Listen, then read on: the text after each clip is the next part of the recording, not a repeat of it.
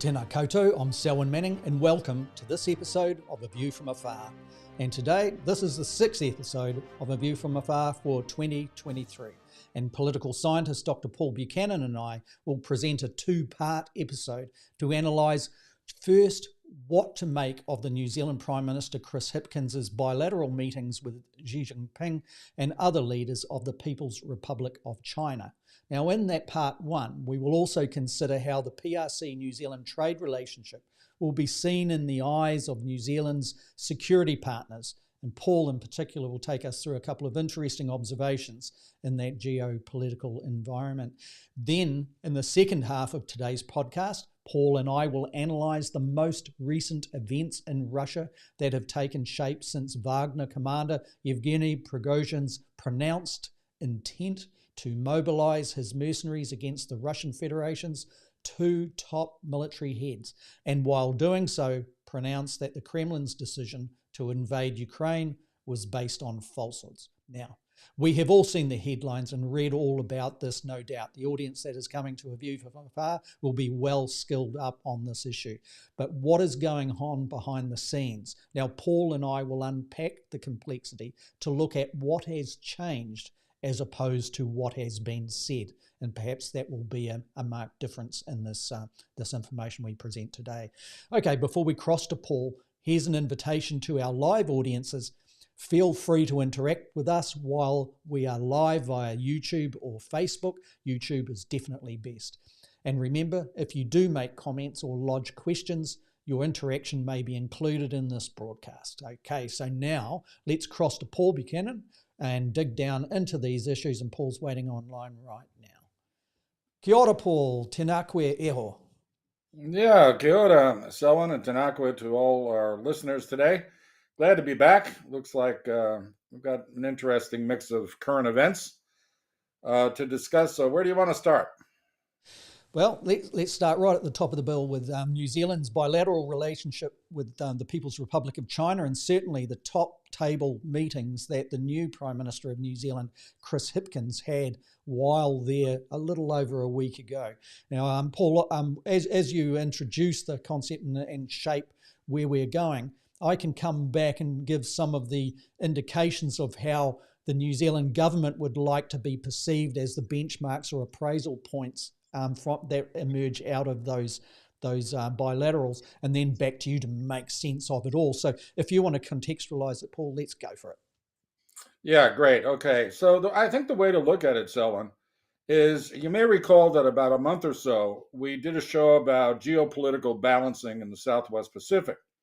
The focus then was on great power competition in the Southwest Pacific. So how the PRC and the United States were balancing each other through bilateral security deals with Pacific Island states, the AUKUS arrangement with the Australians regarding nuclear submarines and that sort of thing.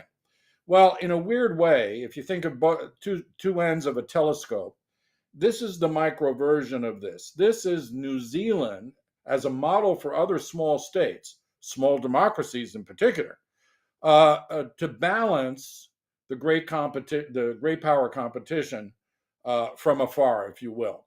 And the example here, the case study, if you will, is the trade delegation that was sent up, led by Prime Minister Hipkins, to the People's Republic of China last week. A week-long visit with all the significance that goes with it. As you mentioned in the intro, Prime Minister Hipkins was greeted by not only President Xi, but two of his leading advisors. So he got to see the triumvirate out of a six-man Politburo. That's not too shabby for a small state.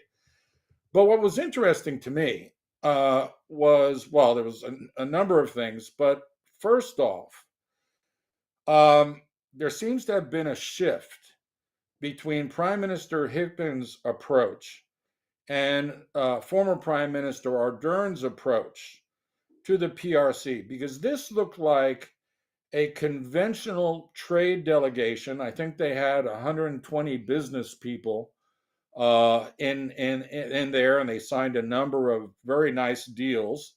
The one that sticks out in my head is the kiwi fruit deal that will apparently more than quadruple New Zealand kiwi fruit exports to China. But the idea was this. An Prime Minister interesting Hipkins, little tag to that the kiwi fruit basically came from Chinese gooseberry, but New Zealand was able to get the international rights to the new name, etc. And now it's selling back to the Chinese.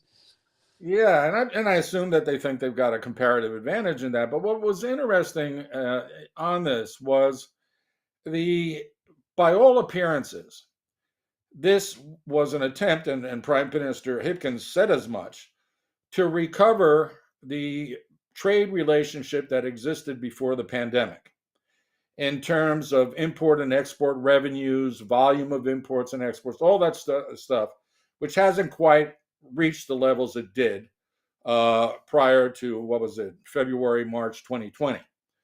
But that's all very conventional.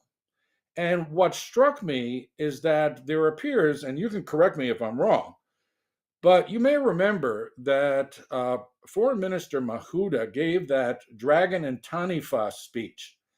It was in May of 2021, and she gave it to the New Zealand-China Council. And in it, she said that New Zealand foreign policy heretofore would be led by principles embedded in Tiriti, and that Maori principles, Maori values of consensus, we've talked about this at some length in the past, but that these values would be at the core of our foreign policy approach. So I thought, well, that'll be interesting. They're going to go to China. These values are on mutual respect, intergenerational well-being. I mean, things that the Chinese are not exactly well known for. And none of that appeared in the speeches of the New Zealand delegation. Instead, what we got was a predominantly Pakeha business delegation, which, given who the economic elites are in this country, that's not surprising. There were Maori business leaders on it. But everything was very conventional. There was no attempt to bring in, these Maori values. And I thought, well, maybe Hipkins is a realist at heart. And he realizes that that's not going to fly. And so he's got to back off because he needs this trade relationship. And that spells, or signals that there's some divisions within the labor foreign policy elite about how to pursue this, because I think that the foreign policy diplomats would prefer not to have the Maori values embedded in their policy approaches. And again, very Pakeha crowd. I can speak to these points too, if you like, when you. Yeah. Okay. So I'll conclude this. So, what is going on within the labor government? Have they decided to abandon this? Foreign Minister Mahuta has been de facto demoted within cabinet. She no longer is the principal voice on foreign. She goes off and does these other smaller foreign policy trips and whatnot, but she's clearly not calling the shots anymore. And so I'm thinking, okay, is Hipkins? He's moved to the right of Ardern, and he's taking away the value, the sort of non-pragmatic, realistic approach, jettisoned or at least softened the values-based approach, and is gone with just pure economic interest. And I'll leave it at this. In doing so, he has reaffirmed New Zealand's trade dependence on China. Mahuta had also said that we need to diversify. We can't keep all our eggs in one basket. 37% of New Zealand's trade is with China. 50% of New Zealand's GDP is in foreign trade, and 6% of New Zealand's GDP is foreign trade with China. 6% may not seem like a lot in the overall scheme of things, but actually for one country to occupy that much is in fact significant. And we seem to be reaffirming all of that, which also is a reversal of the Ardern approach to diversification of our export-import base. So I think there's actually some fundamental shifts going on here. And the final word I'd say for this segment is our security partners. They got to be sitting there and going, you must be kidding. You firmed up your security relationships with the West, with the U.S.-led alliance, with Australia. Even the French are now closer security partners than they've been for years. And you turn around and you hop back on the fence when it comes to trading with the enemy, because that's how Western elites now view at least President Xi's regime. And they must be scratching their heads in Canberra and Washington and going, what are these guys doing? Because if you read the trade literature, trade dependency is a bad thing, okay? And we are dependent on very elastic agricultural commodities and their primary derivatives, milk powder in particular. It's not as if we have strategic minerals that we can leverage on the Chinese because they need it more and we haven't. No, everything we sell these guys, they can cut off in a moment. And then what do? We don't have other markets to go to. And that ripple effect, see, that's the thing. Although 80% of the New Zealand population live in cities, because the economy is so dominated by the primary goods sector, the ripple effect, particularly among small towns, think of people who sell tractors and that sort of thing, will be devastating to them. And then there's all the insurance industries, the shipping industries in the big cities connected to agriculture. It could have a devastating effect, which I think is why the pragmatists in MFAT have decided, you know what, we got to double down on China until someone forces a choice. Because as you well know, we're not going to choose between the US and China. All right, we're too small. One of those big states is going to decide for us. So anyway, I think that there will be some concerns in larger capitals about why we did this, to say nothing of the turn against the whole value-based approach to foreign policy. So, in responding to that, it'll be quite, this is quite good, Paul, because I see things in a slightly different way, and not so much in the factual base, but in the nuance that's surrounding it politically. And we'll see who gets through in the next medium term as to Supreme on it. But in the first instance, I think your observations are absolutely right, and they all are born from the fact and reality that Jacinda Ardern's style of politics has exited the building. And I think we saw that with the Foreign Minister, Nanaia Mahuta, being demoted down, not in her portfolio, but in her cabinet pecking order, if you like, from in the top 5, let's face it, down to if you want to influence the policy in the top 5 and where they're taking the country, you've got to reach out to your cabinet colleagues, build a consensus, and then argue to the top 5 as to why. So she's in that secondary level or second tier of influencing now. Now, I think what we saw too prior to the Prime Minister bilateral with Xi Jinping, the President of the People's Republic of China, we saw Foreign Minister Nanaia Mahuta meet with her counterparts earlier on in the days prior, where the Chinese took hardball with her. They put all of it, in some ways it was a stereotypical foreign minister to foreign minister type of arrangement, so that the leaders could deal with relationship building and basically sign documents. Now, a lot of the grievance, a lot of those kind of things were put on her table. The feeling and the mood from the Beehive, as I understand it, was they thought she did that reasonably well. But your observations relating to a change in the way New Zealand foreign policy, trade policy, and also diplomatic policies is engaged or put forward with China has changed significantly. And I think what has happened is Chris Hipkins, as the new Prime Minister, has agreed that New Zealand needed at this time a pragmatic trade-first approach for whatever reason. And I think a lot of that was to basically identify his own credentials in the areas and the environments of which he feels more comfortable. I don't think it would have been successful for him if New Zealand foreign policy, him leading it when he meets with a global power leadership, was to, if they had have tried to present and project as if it was Jacinda Ardern and continuing on, I think they would have found that was a failure. New Zealand would have found that there were failures all around on that. With the Nanaia Mahuta style, you may see that re-emerge should Labor lead a government after this year's elections at the end of 2023. And I say this because Nanaia Mahuta has got the most stable platform of re-election out of all of the Māori MPs. That her seat in Tainui and around there is absolutely locked tight. The others, they could have a real fight on their hands, but she is the powerhouse of iwi Māori politics within the Labour Party.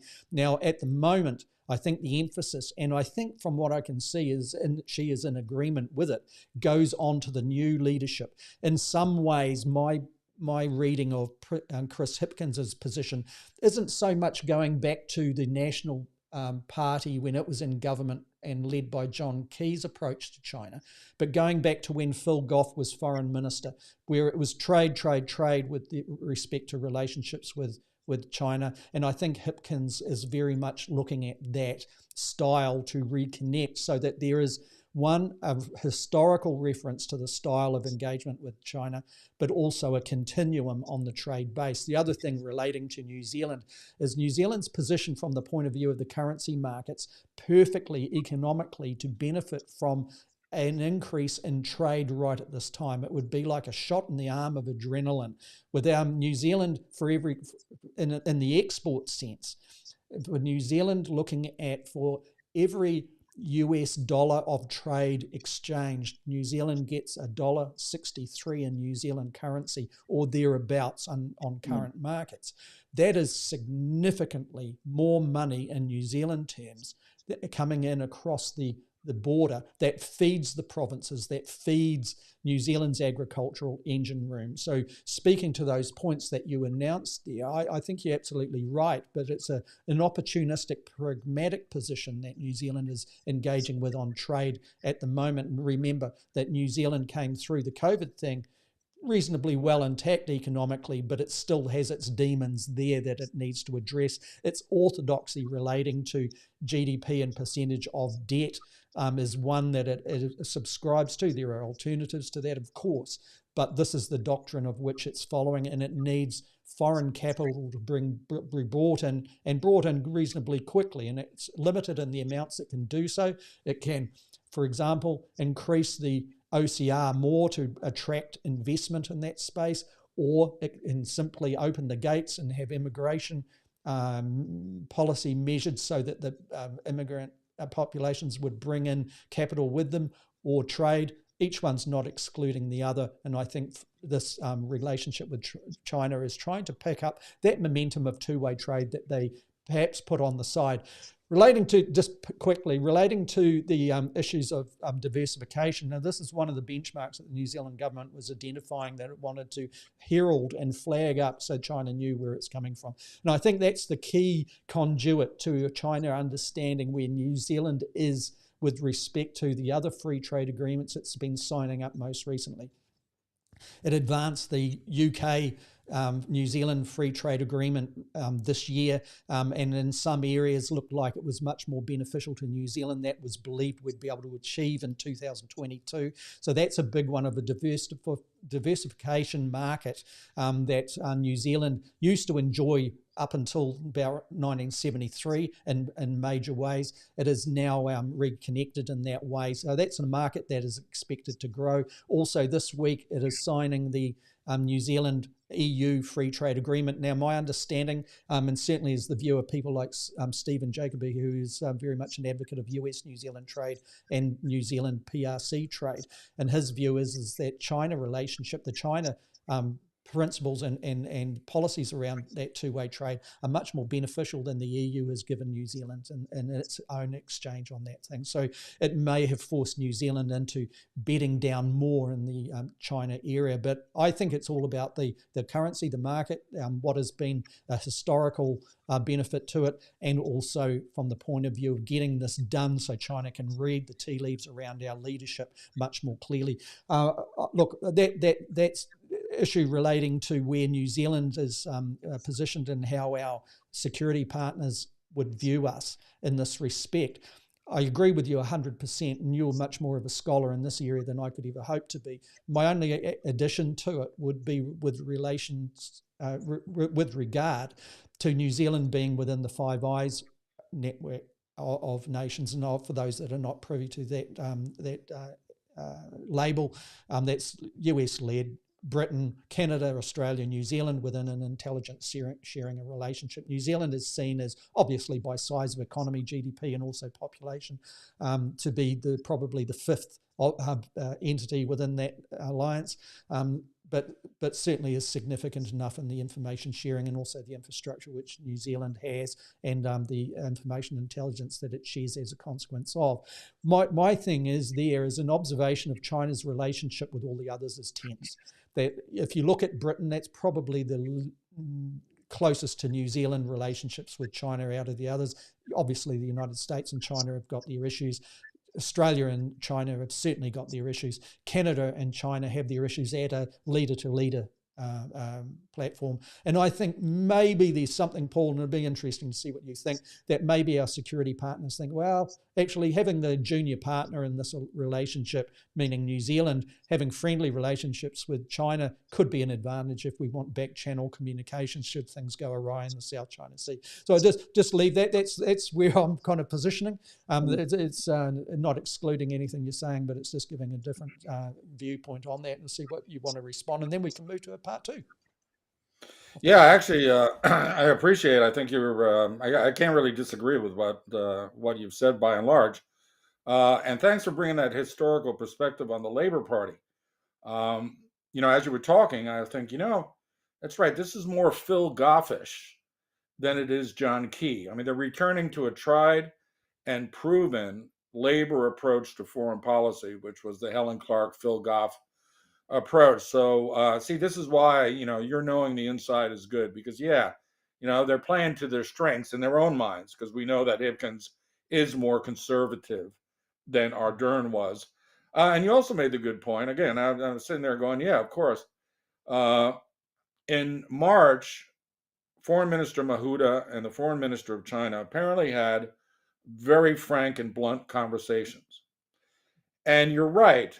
The hard talk got done then.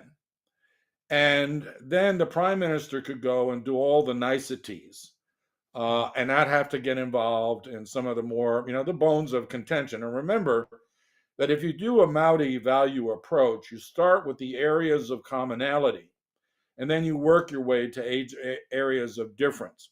I don't know if that happened, but it could be. Now, I did find it a bit cringy that both here in New Zealand and certainly in China, major attention was given to a Kapahaka group that went from place to place and, performed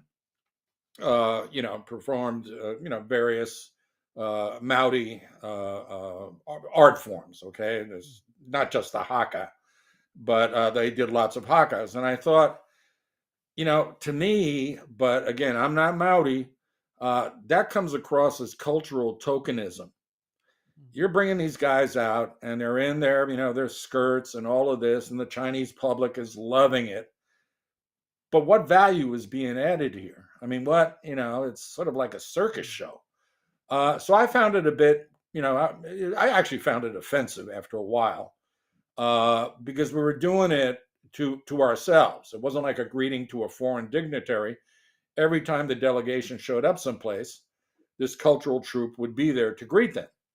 And so I found it, a little cringy. And that got me wondering about, did this trip have any real Maori values in it? Or was it all just, a dog and pony show?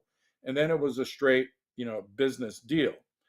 Now, with regards to resuming the volume of trade with China, I read the things slightly differently when it comes to the UK and the EU bilaterals. I think those bilaterals, given their potential for growth, were a source of leverage for New Zealand to cut better terms of trade with their counterparts in China. China is the present, but the European market and the UK market are the future.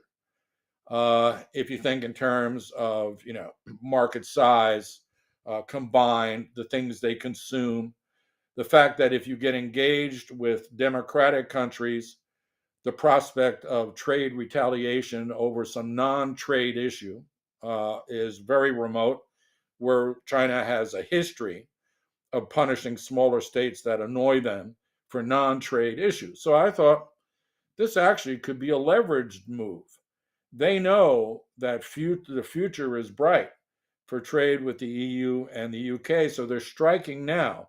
That's what I heard and read in my readings. We got to go now. And interestingly, Selwyn, and not that I was trying to be a stirrer, but I actually tweeted out under the company name the fact that in a weird way, the relationship between the PRC and New Zealand is that akin to a dealer and a drug addict. We are addicted to Chinese revenues. We need their revenues, as we've described. And the Chinese provide that, but they can cut us off at any moment.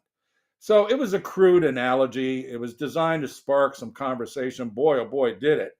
And what was interesting, Selwyn, was that the people who responded the most negatively were former diplomats and the aforementioned Jacoby, who had very unpleasant things to say about my take. And I don't have much regard for Mr. Jacoby, so I'll leave that one aside. But let's just say that I do still have high regard for particularly the former ambassador to Argentina and China from New Zealand, someone who I know personally, who, came down, hard on the side of the Chinese. And agreed with some of the unpleasantries that Jacoby and others were saying, because they got personal. It got personal, as Twitter does. But I thought to myself, wow, the influence of the Chinese on some of our elites. Maybe Mary Ann Brady had a point here. Whoa. You guys are getting very defensive, and I'm just pointing out that strategically it looks a little awkward. So it strikes me that you're absolutely right in terms of this may have been the moment. And then, of course, neither one of us have mentioned it's an election year. So, you don't want to be accused of being too left and putting human rights and other values ahead of trade.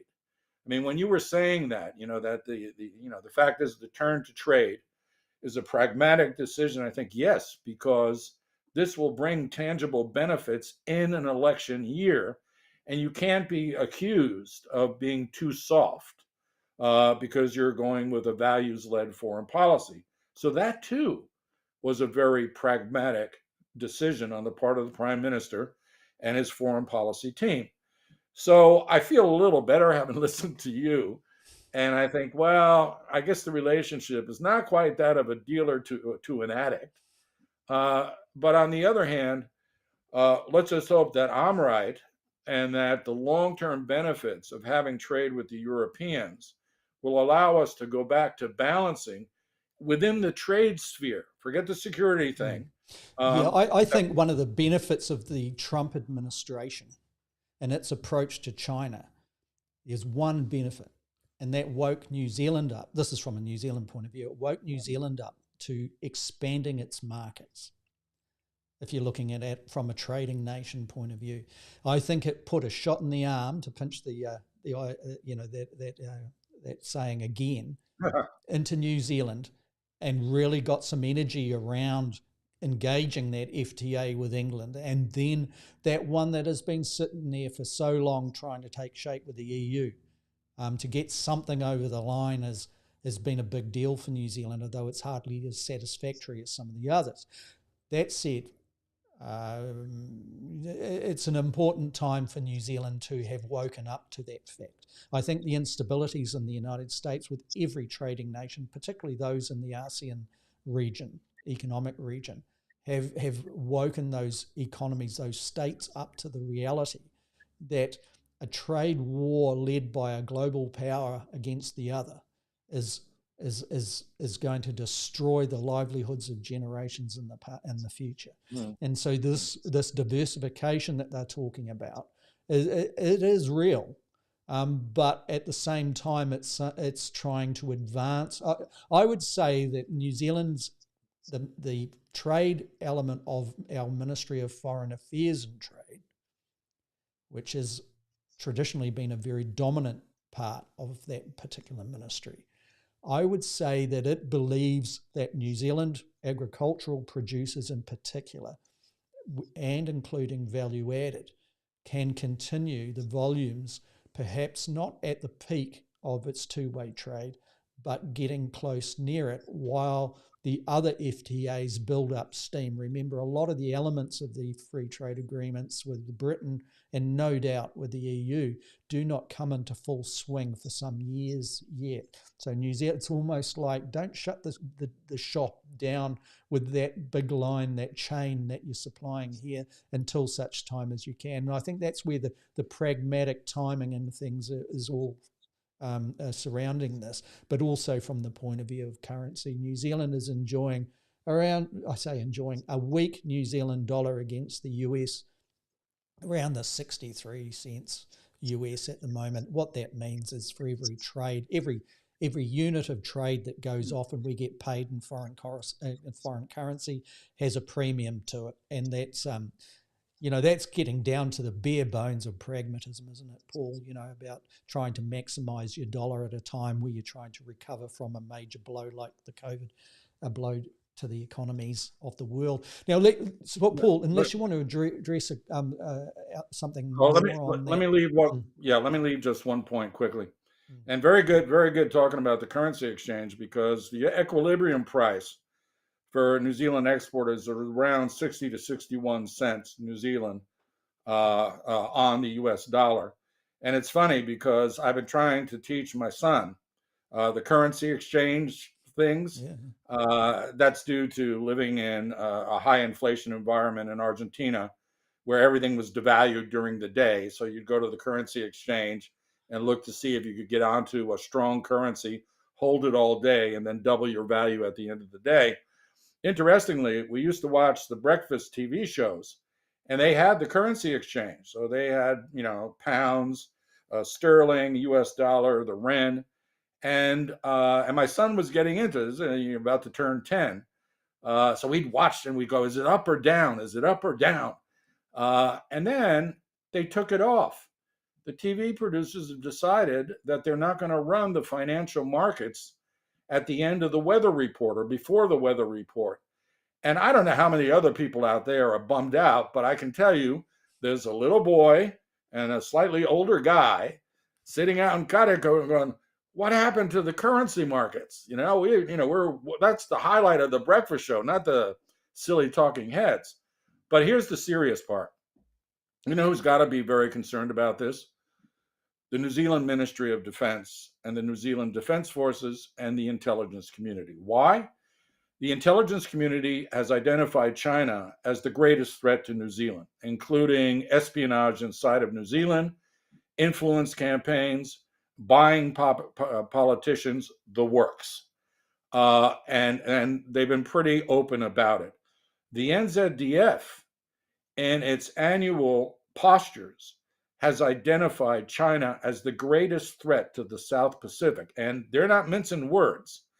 So it would have been useful if this trade delegation or the trade-oriented people in MFAT had reached out to the Ministry of Defense and the head of the leadership of the NZDF and say, can we put out a joint statement where we reconcile our different views? I think that would have helped people like me accept the fact that after stepping off the fence and landing on the Western side in the last 18, 24 months, New Zealand's jumped back onto that fence when it comes to the great power rivalries in the Western Pacific. If nothing else, it would provide a cushion to land back on rather than hit the hard wire. But that didn't happen. So we've got the making of a fracture between the civilian trade-oriented foreign policy establishment and then the security establishments, because they clearly see China as the first and foremost threat. And I'm not sure how increasing trade will ameliorate that threat. But then again, I tend to think on security matters first. So we shall see. I think your observation is exactly right. Once again, where I'm coming from is an observation of the realities, in my view, of where things have shifted. With respect to, let's just underscore the fact, New Zealand was not included in exercises most recently amongst security and defence partners in the region. If we look at the Shangri-La security dialogue that occurred up in Shangri-La, New Zealand didn't even take a significant part in any way on that. Other countries in the region, such as Timor-Leste, and certainly the positions that were spoken by one of its significant leaders over the years, Jose Ramos Horta, far more prominent than New Zealand was in that particular dialogue, and that was probably one of the most important security dialogues that's shared amongst all, including China, this year at least. So maybe it is that New Zealand government had decided, right, this is trade-led.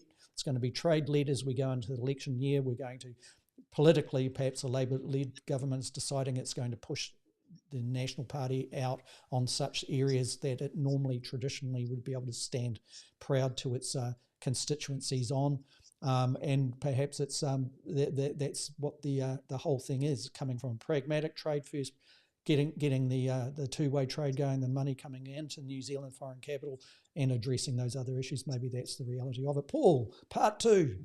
Shall we look at the situation in Russia, and once again, the situation, as our audience would be well used to and well read up on, with respect to how you defined as the pronouncement of Prigozhin. I thought was a well argued piece in Kiwi Politico, for example, and that to me gave a lot more consideration to what this really means in a global and also a definition context.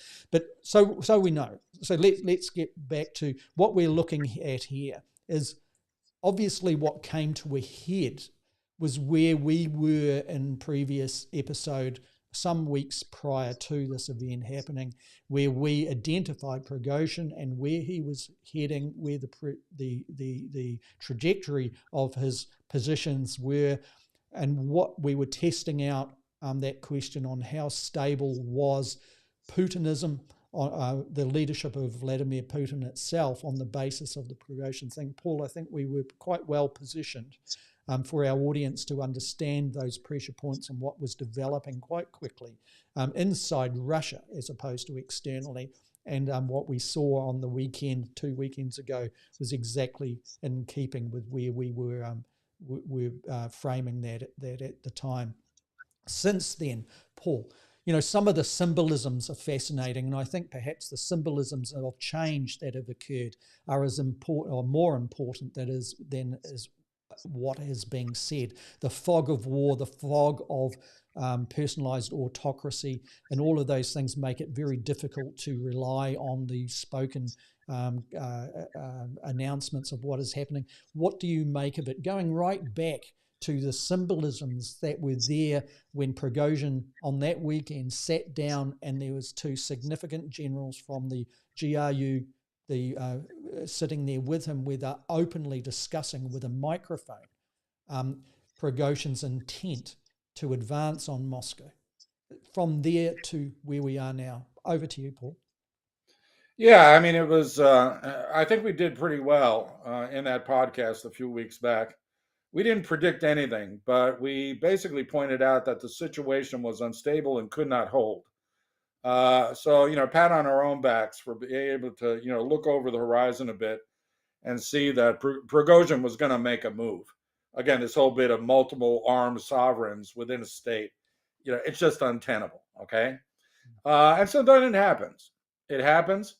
One of the things that prompted me to write the Kiwi Politico piece is because what he did, his move, was misidentified as a coup, which is an armed overthrow of a civilian government. It was misconstrued as a Putsch, a German word for the armed overthrow of an authoritarian government. It was called a revolution, which it was not.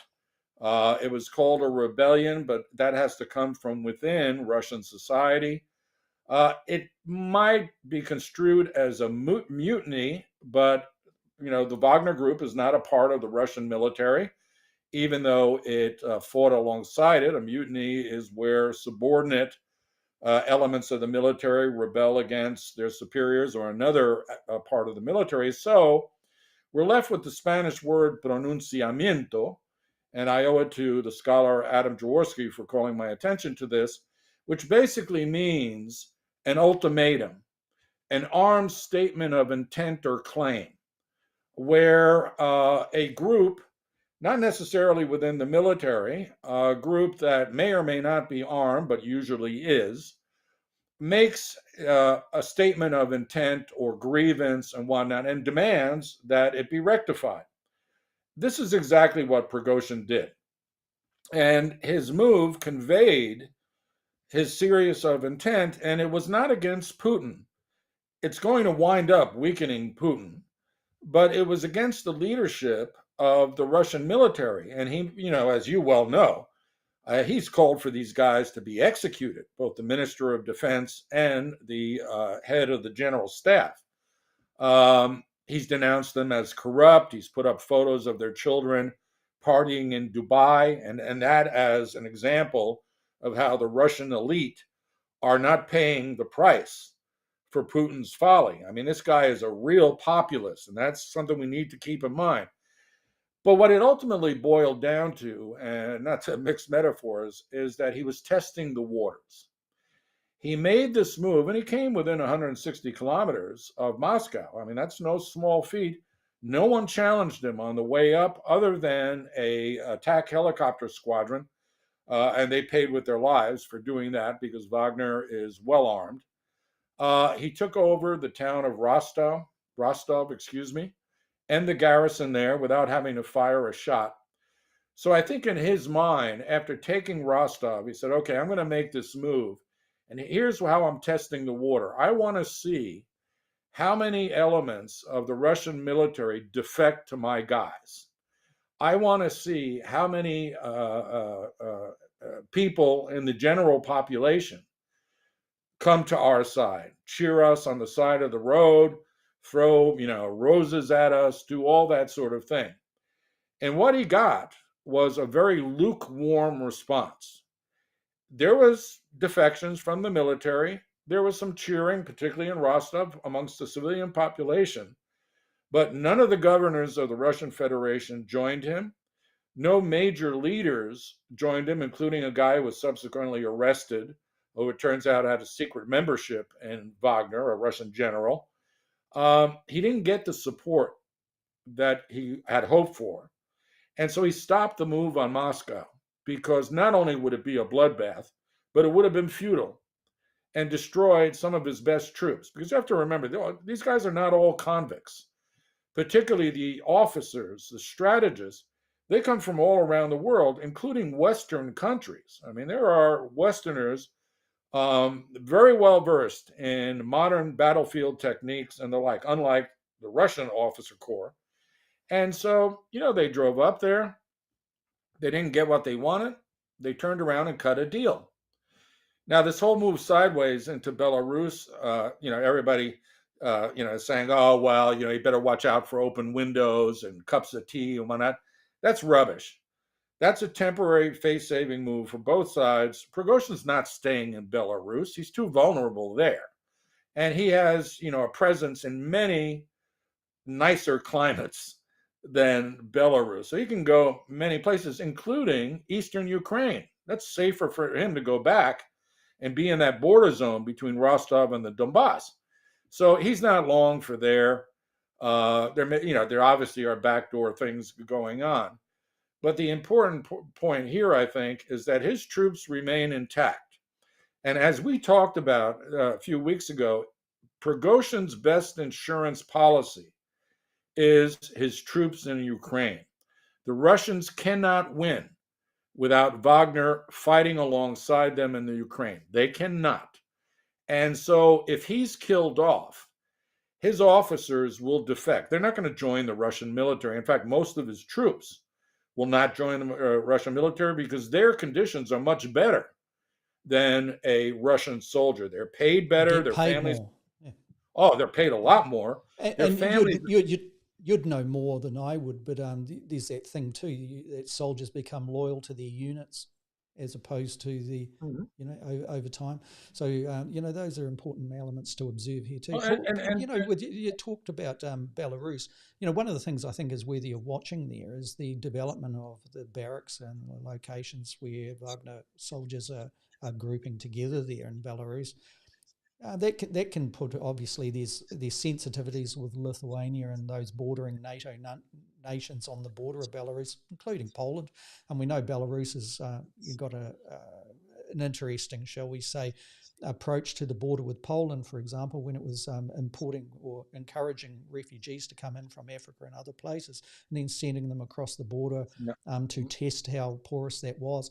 But also from the point of view, if at any time Russia decides that it requires a second front in the Ukrainian offensive, then Wagner could very well provide that opportunity so that Ukraine has to defend itself on two fronts as opposed to one. So there's all sorts of things there to watch. At the moment, the Wagner numbers aren't there in the same way. But it looks like it might be what was behind some of the talks. I'd just say at this point too that some of the things that are interesting to watch here, and I think they ring true, that trying to evaluate the shifts and changes, one looks at it through a money lens. That at the end of the day, Wagner in particular, along with the other private armies, it's a business.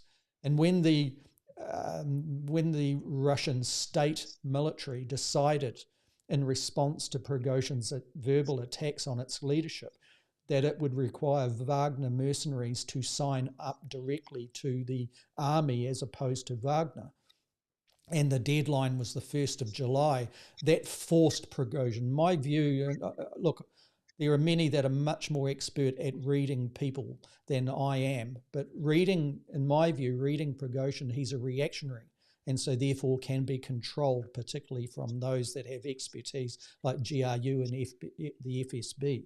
And they certainly got a response from Prigozhin in that he overplayed his hand perhaps too early. The other interesting observation here is the reality that the military and the FSB and the GRU took a softly approach to this. And this is perhaps one of the areas where Russia's leadership, that Putin himself may be wary of, and that may give an indication of changes in behaviours from the leadership there. And that is that in the past, when Gorbachev was facing the end of his reign of the Soviet Union, that the military, when there were elements that were rising to challenge and perhaps create a coup d'etat there, the military took a very soft approach to and to see where is this heading. And elements within the KGB did so as well, of which Putin was a significant group, where they did nothing. They watched to see where the weather was going to shift, and then later use that for their own advantages. The problem with Prigozhin's thing from Putin's point of view, I think, is that the military largely was not going to attack what it perceived as Russian people, and it was going to see what happened. If that, for example, is something that is repeated in the future for Putin, it may indicate why he is taking once again to solidify power and also to drive up populism once again, wrapped around the public's perception of his leadership. So that's my point on it, Paul. I'll just back out now and hand it back to you. Yeah, sure. I would say that you made a very good point. The most favorable pro-Russian read of the Wagner presence in Belarus is that they are going to open a second front. Barrack building around an airfield, there's 20,000 troops were on that march to Moscow. He's got to put them somewhere. But I think more likely he's negotiating and saying, look, if I open up the second front, you've got to meet some of my demands, particularly the removal of these two particular leaders.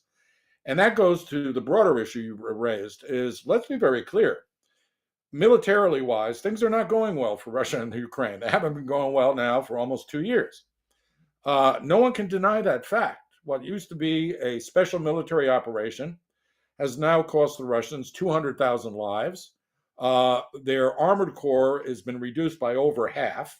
I mean, they're now using 1950s tanks and stuff. These guys are in a bad way. So the Wagner move was done against that backdrop.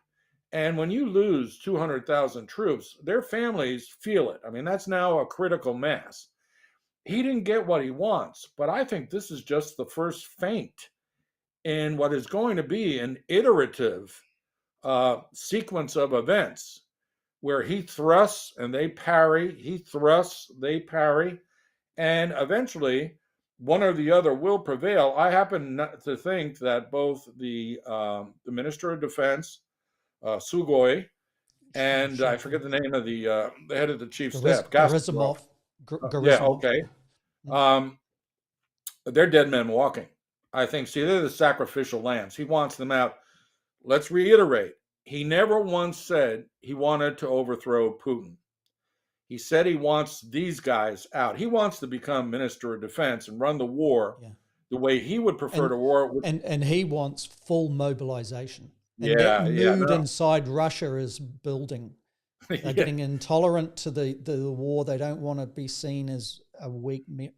There's another argument that have picked up this week inside Russia where they're looking at their military and they say, well, even in World War II, we started off pretty weak, but we got stronger as the battle went on. And there's a perception that can be replicated the same in this. But full mobilization is an argument which it seems like Putin, while he's held back on that, that's something to watch. Watch the shifts. Yeah. It is. I mean, I think if I read the tea leaves correctly, Prigozhin wants to become the head of the Russian military. At that point, he'll probably agree to a ceasefire and remove Russian troops from this conflict and then prepare for the next one. Because he's made it very clear he is going to adopt a scorched earth, genocidal approach to the Ukrainians. He speaks in that Russian narrative about how Ukraine always belonged to Russia and these are a bunch of Nazis and that sort of thing. But he's going to withdraw first because we're just expending blood, we being the Russians, and we're not gaining any ground to speak of. Now we're getting pushed back. The Crimea looks like it's going to be under siege. So he has already said, no, if I get to be the big boss, I'm pulling out, but I will be back. I will be back, and this one will be well planned, and it'll be ruthless. And so the Ukrainians better wise up. I think that's his intent. And I think you're absolutely right. I think the Russian population may not be up for a full mobilization. Remember that, over 1 million Russians have fled the country rather than serve, most of them young men, so their intelligentsia is drained. And that brings up the point that you and I raised back then, but now has to be on the table, is how do Russian elites as well as foreign leaders, look at Putin in light of this. And I'll just do the quick one, which is imagine you're President Xi. You've thrown your cards in on the Russian side, okay? Russia, remember that Putin is a personalist dictator without a party apparatus underneath him. He's personalized. That makes him very vulnerable. Of all types of dictatorships, these secular personalist dictatorships tend to be the most vulnerable. Putin put himself in that corner. Well, Xi is doing the same thing in China. He's personalizing power. He's now ignoring a lot of the apparatus that, delivered him to his position of power. That's the lesson Xi needs to learn is, you know what? I need to stop the personalization of my rule and start sharing it back out because, this guy is now, he's under serious siege.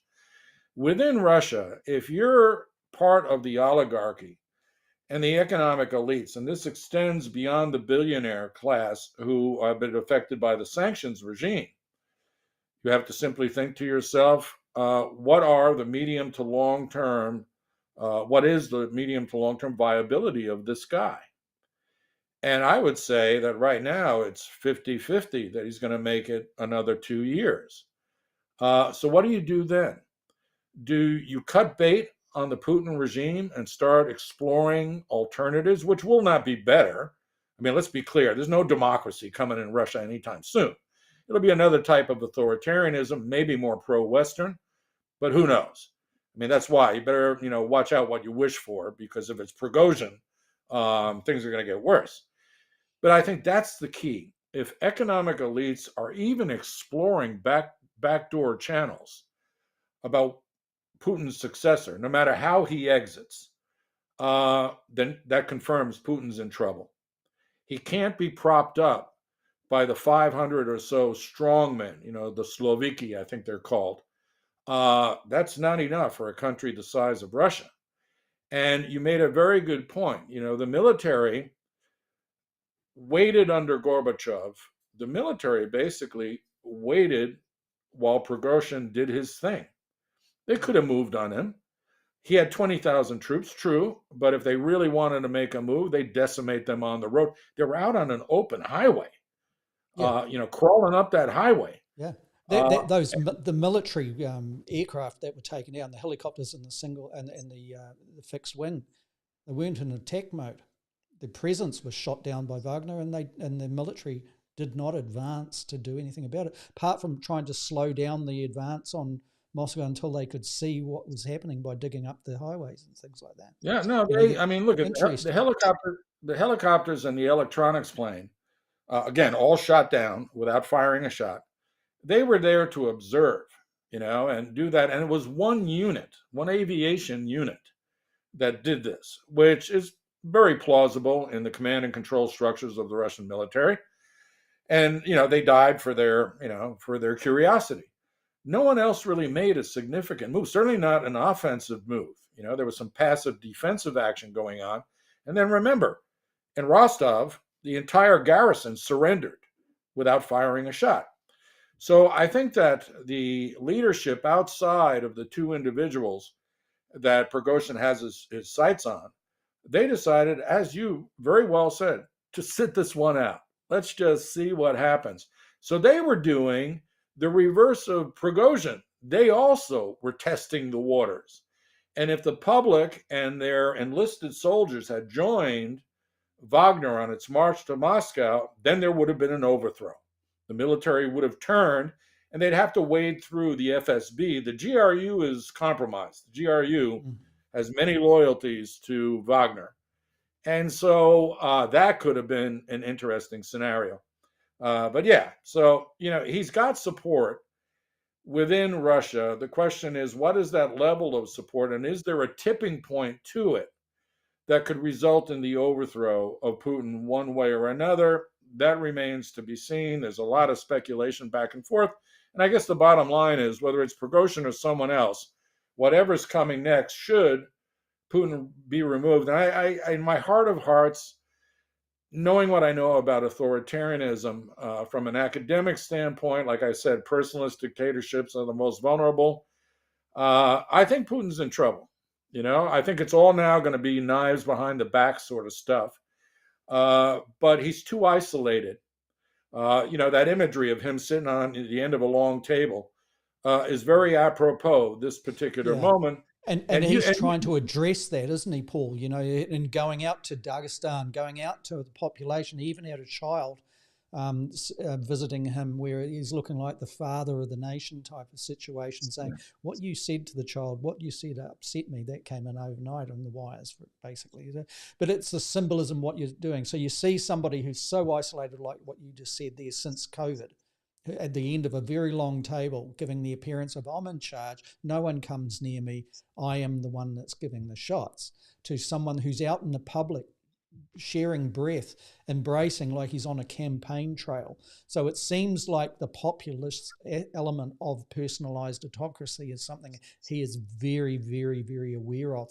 It also seems that people are watching. It's not an all-out purge like we have seen in history and in countries, in particular with Russia, but you can see the elements of a purge are there, and perhaps the existence of threat is enough for Putin to maintain control until perhaps some sectors start to fall, meaning sectors of power elitism starts to fall. One of the interesting things, Paul, that I did notice in interviews with Al Jazeera, an individual that was a spokesperson, not now, but a spokesperson for Putin in the past. He was also an MP within, the Duma in a sense. Now, when about 1 year ago, when things were not going so well for Russia in its advance and its war against Ukraine, this person was an absolute apologist for what Putin's intent was, without one word of wiggle room or anything. He was full on. Now, since the events that we saw 2 weekends ago, he is much more subjective and much more reading where things are going. Now, he's only one person, but he's a significant one. And I can tell you, he was given the job after those 2 positions I just mentioned of leading a significant university in Russia from the point of view of like what we would call vice chancellorships. So that is a person that is a little bit of a litmus test on how those power elites who have been close to the leadership may be reading things. If people like him continue to speak in Western media, albeit reasonably objective ones from the point of view of attempted objectivism, for those that saw our last episode, Al Jazeera, is an interesting thing. If he continues to do so, I'd say that things are much more open to concept of change in the future. But then the others are saying, don't hold your breath. And perhaps they're the ones that are correct. Yeah, and stay away from open windows. Stay away from windows. No, Exactly. yeah, I guess it's time to conclude, but the Russian propaganda tends to be very crude.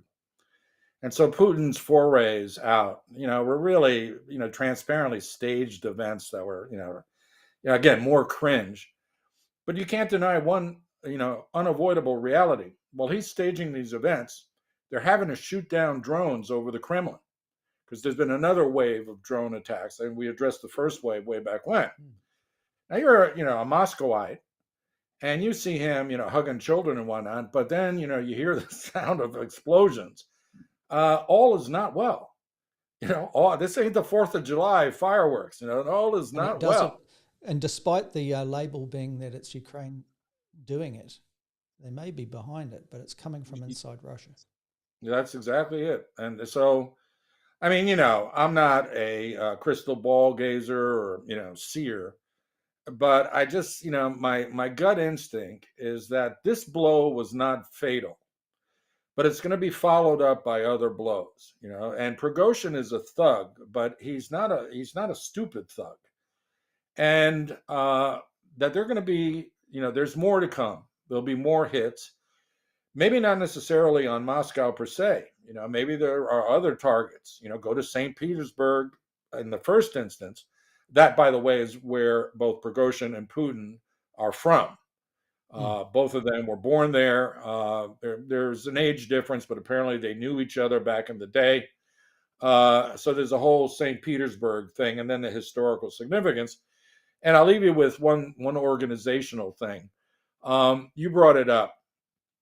I wish we could find a reputable, neutral, what they used to call criminologist, someone who studies Russia, lived in Russia, speaks Russia, the way old-fashioned academics like me used to have to be educated.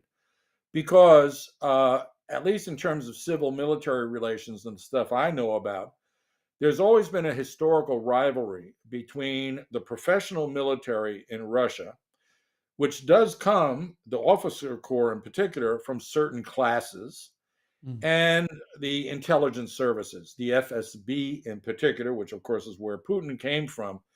They have major rivalries. They don't like each other. They don't trust each other, which is why during the Soviet era, the FSB had officers in a parallel chain of command within the Russian military because they didn't trust them. What was that submarine movie with it was Red Ship Down, or something where there was a Red October. Red October had a political officer inside the sub, and Sean Connery, I think, was the captain, and he was eventually forced to kill the political officer because the political officer was saying nuke them, let's go for it.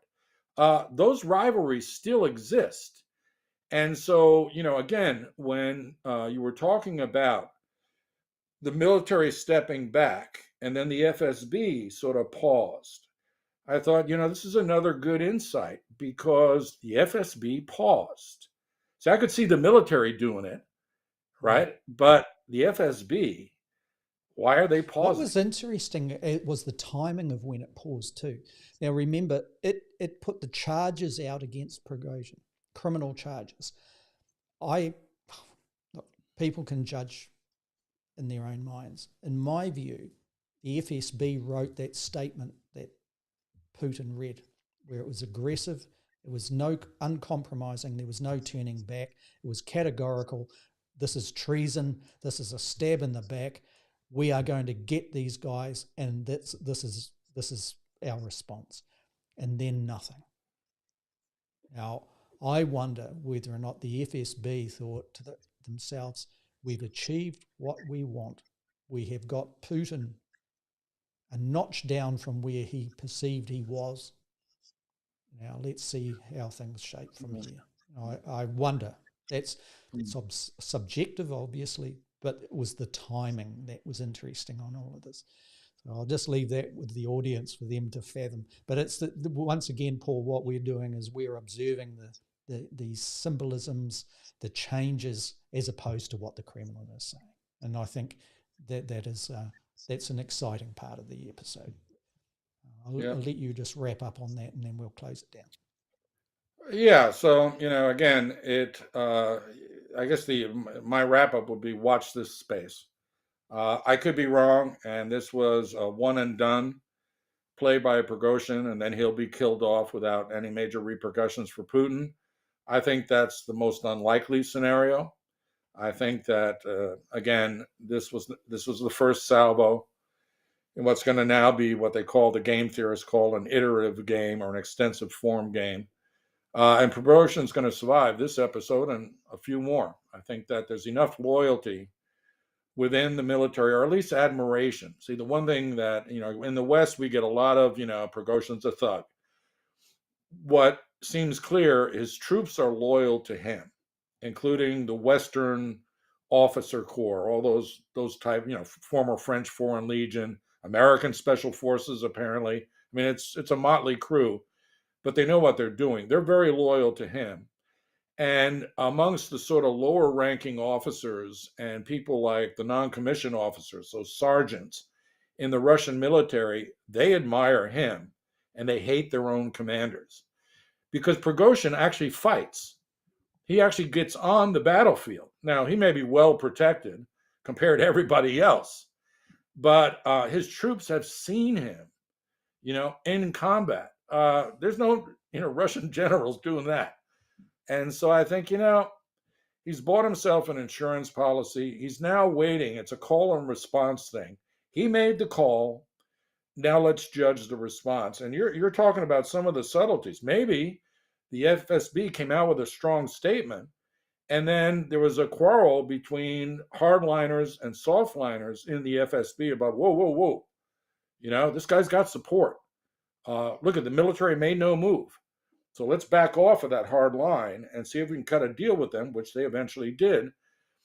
That, I think, if you look at it, the weaker power, if you have a tie, it is a win for the weaker actor in a military confrontation, right? The tie goes to the weaker part. Well, if we look at this as a contest of wills between Prigozhin and Putin, it was a tie. And in that measure, if I'm right, it favors Prigozhin, not Putin, because Putin's got a lot more institutional stuff to deal with than Prigozhin. And that there, I think, is the Achilles heel of the Putin regime. Excellent. And I pick up exactly what you're saying there about the politics of populism as well, underlying that, isn't it? Thank you, Paul. Thanks for your insights. Thank you for your kōrero, as we say here in New Zealand, and also to the audience that has been in attendance and watching us as we record the live elements of A View from Afar, episode number 6, series number 4. Thank you to everybody who is listening to this on demand as well on the podcast, wherever you may choose to hear and read it. And until we get back in 2 weeks' time, take care out there. Ka kite anō. Goodbye for now from Paul and I. Look forward to your company once again.